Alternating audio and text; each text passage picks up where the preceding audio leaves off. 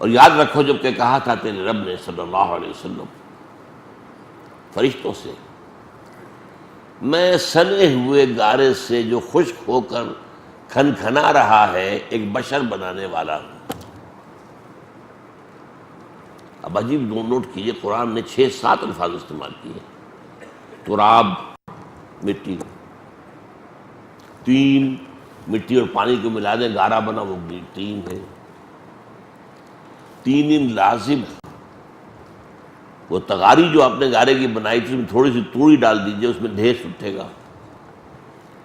کچے گھر جو ہے لیپے جاتے ہیں پوتے جاتے ہیں اس گارے سے، اس میں جب لیس اٹھتا ہے تبھی تو پلستر کھا ہی رہتا ہے، ورنہ وہ پلستر پھٹ جائے گا، عام گارا تو نہیں کر سکتا ہوں۔ پھر وہ پڑا رہے تو اس میں سڑانگ پیدا ہو جائے گی، بدبو آئے گی، پھر اگر سوکھ گیا کھنکھنانے لگے گا۔ یہ 6 الفاظ آئے، من تراب، من طین، من تین لازب، من حمأ مسنون، من صلصال کالفخار، من صلصال من حمأ مسنون۔ اب یہاں دیکھیں، یہاں بھی 2 الفاظ آئے ہیں۔ سورہ ہجر میں نے بتا دیا خالق بشرا من صلصال من حمأ مسنون۔ سورہ صاد میں فرمایا وَإِذْ قَالَ رَبُّكَ لِلْمَلَائِكَةِ إِنِّي خَالِقٌ بَشَرًا مِنْ طِينٍ دارا۔ پھر دونوں جگہ کیا الفاظ ہیں، یہ ہے اصل شے، فَإِذَا سَوَّيْتُهُ وَنَفَخْتُ فِيهِ مِنْ رُوحِي فَقَعُوا لَهُ سَاجِدِينَ۔ تو جب میں اسے تیار کر دوں اور پھر اپنی روح میں سے اس میں پھونک دوں تو گر پڑنا اس کے سامنے سجدے۔ یہ ہے اس روح انسانی کی نسبت۔ اب یہاں علماء احتیاط کرتے ہیں کہ آپ یہ نہ کہ یہ اللہ کی روح ہے، اللہ کی روح میں سے، اللہ کی شان کے یہ شایان شان نہیں ہے کہ اس میں سے کوئی چیز نکلے، حالانکہ یہ بات صحیح نہیں ہے۔ کلام بھی تو اللہ کی ذات میں سے نکلتا ہے، کہاں سے نکلتا ہے؟ قرآن اللہ کا کلام کہاں سے نکلا؟ خرج من ایل، ایک حدیث میں الفاظ آئے ہیں خرج من ایل۔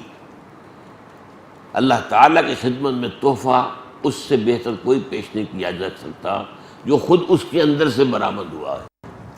قرآن پڑھو کھڑے ہو کر خوشرانی کے ساتھ، سناؤ اللہ کو، جیسے اللہ کے رسول کہتے تھے فرمائش کر کے مجھے سناؤ قرآن۔ اور عبداللہ ابن مسعود کہتے ہیں میں نے کہا حضور میں آپ کو سناؤں، آپ پر تو قرآن نازل ہوا ہے۔ فرمایا ہاں لیکن مجھے دوسروں سے سن کر کچھ اور ہی لذت محسوس۔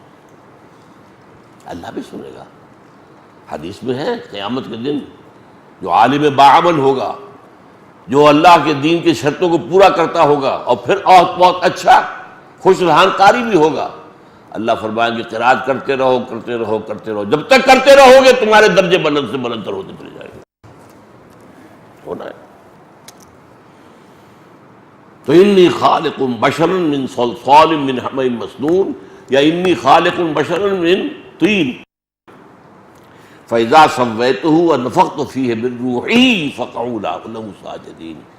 تو یہ کہتے ہیں علماء کہ یہ اس روح کی عظمت کو ظاہر کرنے کے لیے اللہ نے اس کو اپنی ذات کی طرف نسبت دے دی ہے۔ یہ اللہ کی روح میں سے کوئی روح نہ سمجھو، اللہ کی ذات کا تجزیہ نہیں ہو سکتا کہ اس میں سے کوئی چیز نکل آئے۔ ٹھیک، احتیاط کا راستہ جو ہے کوئی بہتر ہوتا ہے۔ اب دیکھیے کہ یہ جو بدقسمتی سے ہمارا جو موجود جدید جو دینی فکر ہے، جو اپنی جگہ پر بعض اعتبارات سے بہت قیمتی ہے، مثلا یہ کہ جدید دینی فکر نے یہ واضح کیا کہ اسلام صرف مذہب نہیں ہے، دین ہے۔ ٹھیک، بہت بڑی بات، بہت اچھی بات۔ اسلام دین اس وقت ہوتا ہے جبکہ وہ غالب ہو، مغلوب ہو جائے تو مذہب رہ جاتا ہے۔ یہ بھی ٹھیک ہے، سب چیز صحیح ہے۔ اور بندہ مومن کا فرض ہے کہ باطل کے نظام کو توڑ پھوڑ کر اللہ کا نظام قائم کرے، جد و جہد کرے۔ جد و جہد کرنا فرض ہے، وہ کر دینا یہ آپ کے اختیار میں نہیں ہے، تو اللہ چاہے گا تو ہوگا، لیکن جد و جہد نہیں کرتے تو آپ مجرم ہیں۔ اس جد و جہد کے لیے التزام جماعت لازم ہے، جماعت کے بغیر تو کام ہو ہی نہیں سکتا۔ اب یہ دینی فکر ہے۔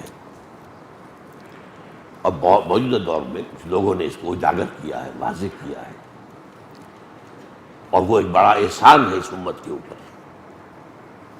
ان میں سے بعض شخصیات کا میں خود مرہون منت ہوں، انہیں بہت استفادہ کیا، لیکن ایک بات بھی آج کہنی ہے آپ سے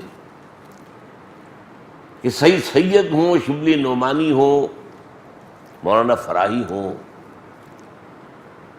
مولانا فراہی کے شاگرد مولانا اصلاحی ہوں، ابو الکلام ہوں، ابو الکلام کے راستے پر چلنے والے مولانا مودودی ہوں، بڑے محسن ہیں قوم کے، ذرا سر سید کو اس فہرست سے نکال دیجئے۔ ویسے قومی تو میں آپ کو بتا چکا وہ بھی محسن ہے، قومی سطح پر یہ لوگ دینی سطح پر بھی محسن ہیں، لیکن دینی فکر جو ہے اگر کامل ہے تو وہ صرف ایک شخص کا ہے، اور وہ علامہ اقبال۔ باقی جو گنوائے ہیں آپ کو، یہ مانتے ہی نہیں کہ روح بھی کوئی الگ شے ہے، وہ سمجھتا بس جان اور روح ایک ہی شے ہے۔ اتنی بڑی حقیقت نگاہوں سے ہو جائے، اس لیے کہ ذہنوں کے اوپر سائنٹزم کا تسلط ہے، جو ہمارے حواس خمسہ کے سے دیکھی نہ جا سکے، ویریفائی نہ کی جا سکے، اس کو کیسے مان لیں؟ چلو اللہ کو تو مان لیا، ایک کو تو ماننے پڑے گا، کوئی تو تھا نا آخر جس نے کائنات بنائی ہے، لیکن اس سے آگے فرشتے کو کیوں مانے؟ جنات کو علیحدہ وجود کیوں مانے؟ یہ سائنٹزم، یہ مذہب بن چکا، it's a religion in itself, اور وہ اس کا غلبہ اتنا ہے کہ اچھے اچھے مفکرین جو ہے اس مغرب کے مادہ پرستانہ فکر کے تسلط سے، شکنجے سے پورے طور پر آزاد نہیں ہو پائے۔ اب میں آپ کو وہ چیزیں بتا رہا ہوں جو میں نے کہا ہے، اگر نہ مانا جائے کہ روح جو ہے ایک علیحدہ جداگانہ تشخص کی حامل شے ہے، تو بہت سی باتیں سمجھ میں نہیں آتی قرآن کی۔ ایک جس کا ذکر میں پہلے بھی کر چکا ہوں، یہ عہد الست کب ہوا تھا، کس نے کیا تھا؟ الست بربکم قالوا بلا،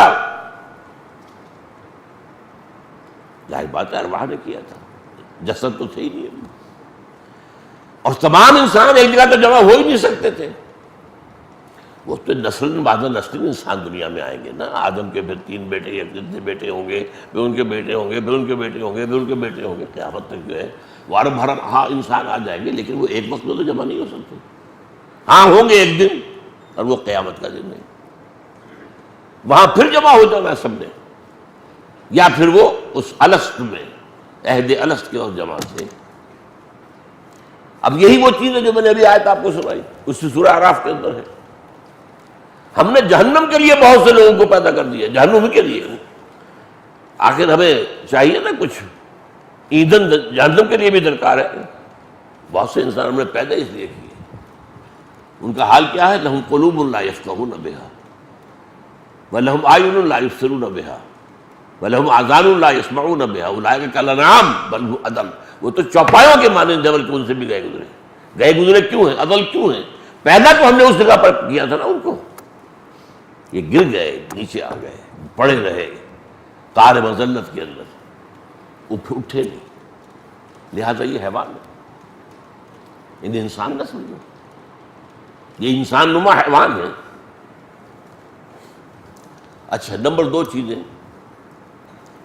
یہ حدیث جو ہے حضرت ابو ہریرہ سے ترمذی میں موجود ہے، حضور سے پوچھا گیا متى وجبت لک النبوۃ یا رسول اللہ، اے اللہ کے رسول آپ کو نبوت کب ملی؟ فرمایا والآدم بین الجسد والروح، ابھی آدم کی روح علیحدہ تھی، جسد علیحدہ تھا، ابھی روح میں پھونکی نہیں گئی تھی، تب بھی نبی تھا۔